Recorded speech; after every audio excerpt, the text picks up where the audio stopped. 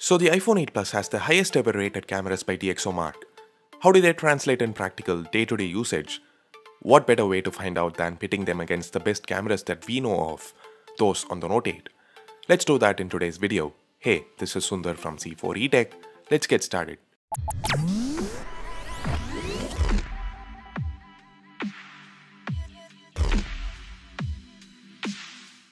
These were shot outdoors under good lighting conditions. This is a picture shot using the 12 megapixel wide-angle camera on both the phones. The first thing you notice is that the picture shot with the iPhone 8 Plus has more accurate colors compared to the one shot with the Note 8, where the greens are oversaturated. Given the Note 8's wider f1.7 aperture compared to f1.8 on the 8 Plus, the background blur is a tad more on the image shot with the Note 8.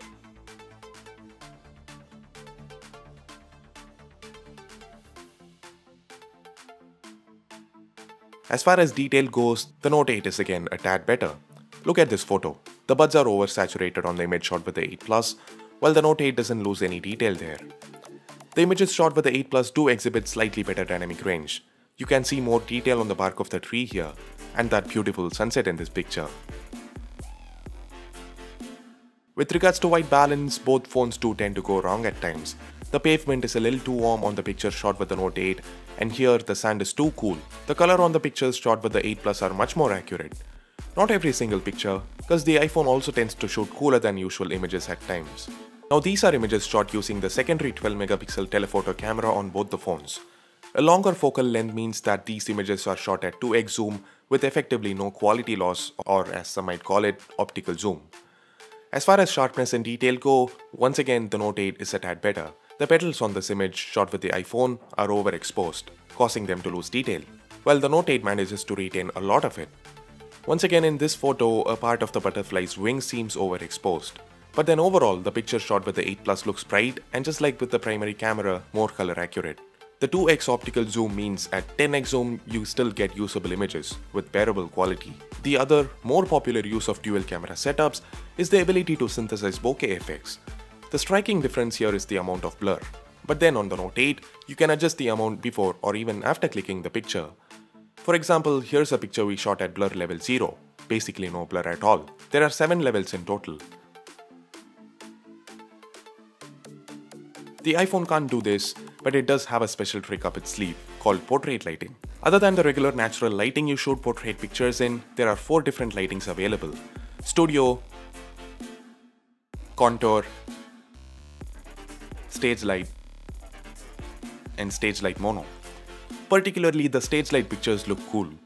Just like with the Note 8, you can make these changes before or after clicking the picture. It's not perfect, actually it's still in beta, but given how even portrait mode was in beta when the iPhone 7 Plus was launched, and Apple mastered it when it came out of beta, I'm quite confident portrait lighting's got a bright future.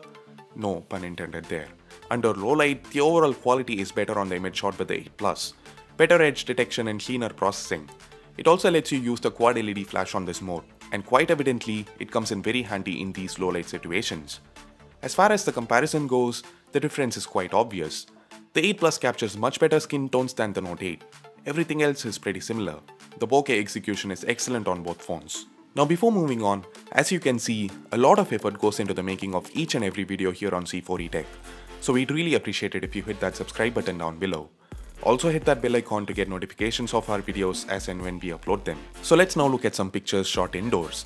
When it comes to sharpness and detail, both cameras perform more or less similarly. Here, the minion's eye looks a tad sharper on the image shot with the 8 Plus, while in this picture, the stone's texture looks sharper on the image shot with the Note 8. So this is how things are throughout. Neither phone consistently shoots the sharpest picture. Anyway, the processing is cleaner on the images shot with the Note 8. Look at the background blur on both images. The color reproduction though is consistently better on images shot with the 8 Plus. And this is a big advantage it has over the Note 8, since the difference in color representation is what's immediately noticeable when you see the photos side by side.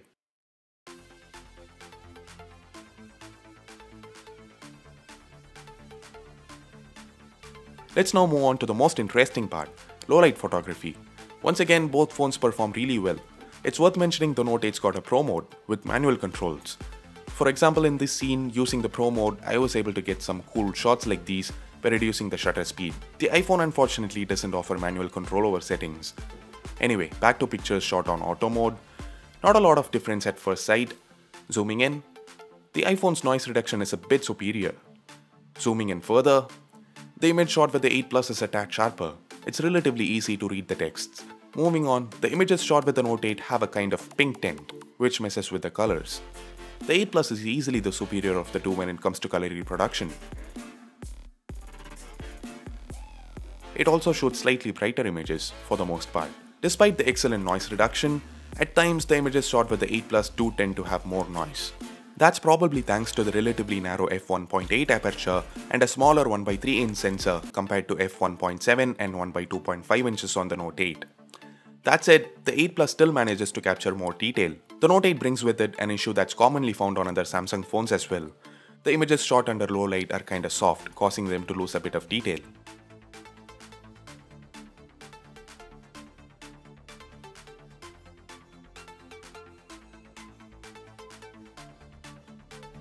With video, both phones can shoot some really stable footage. They have optical image stabilization. The footage shot with the Note 8 is a bit more stable.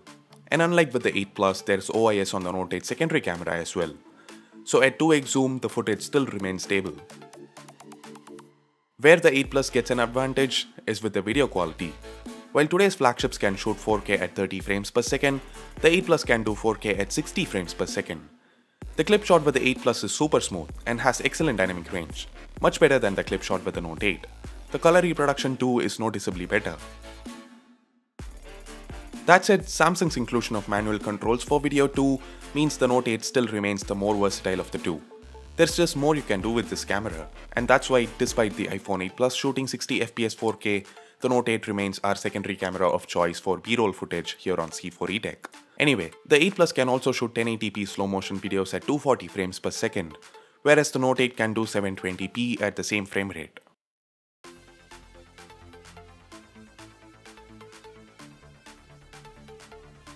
And for the last batch, we have selfies.